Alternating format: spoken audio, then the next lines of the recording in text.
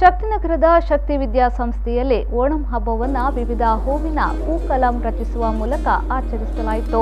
ಓಣಂನ ಹಳೆಯ ಪದ್ಧತಿಯೊಂದಿಗೆ ಆಚರಿಸಲಾಗ್ತಾ ಇದೆ. ಓಣಂನ್ನು ಆಚರಿಸಲು ಕಾರಣ ಏನೆಂದರೆ ಅದು ಉತ್ತಮ ಸುಗ್ಗಿಯನ್ನು ಕೊಡುವ ಸಮಯ. ಇದರಿಂದಾಗಿ ಸಮೃದ್ಧಿ ಮತ್ತು ಸಂತೋಷವು ಜನರಿಗೆ ಲಭಿಸುತ್ತದೆ.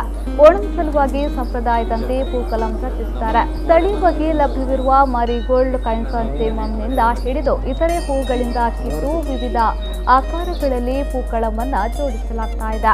ಈ ಸಂದರ್ಭದಲ್ಲಿ ಶಕ್ತಿ ಎಜುಕೇಷನ್ ಟ್ರಸ್ಟ್ನ ಆಡಳಿತಾಧಿಕಾರಿ ಡಾಕ್ಟರ್ ಕೆ.ಸಿ. ನಾಯಕ್, ಕಾರ್ಯದರ್ಶಿ ಸಂಜೀತ್ ನಾಯಕ್, ಪ್ರಧಾನ ಸಲಹೆಗಾರರಾದ ರಮೇಶ್ ಕೆ, ಸಂಸ್ಥೆಯ ಅಭಿವೃದ್ಧಿ ಅಧಿಕಾರಿ ಪ್ರಖ್ಯಾತ್ ರೈ, ಶಕ್ತಿ ಪದವಿ ಪೂರ್ವ ಕಾಲೇಜಿನ ಪ್ರಾಂಶುಪಾಲರಾದ ಪ್ರಭಾಕರ್ ಜಿಎಸ್, ಶಕ್ತಿ ರೆಸಿಡೆನ್ಷಿಯಲ್ ಶಾಲೆಯ ಪ್ರಾಂಶುಪಾಲೆ ವಿದ್ಯಾ ಜಿ ಕಾಮತ್ ಉಪಸ್ಥಿತರಿದ್ದರು.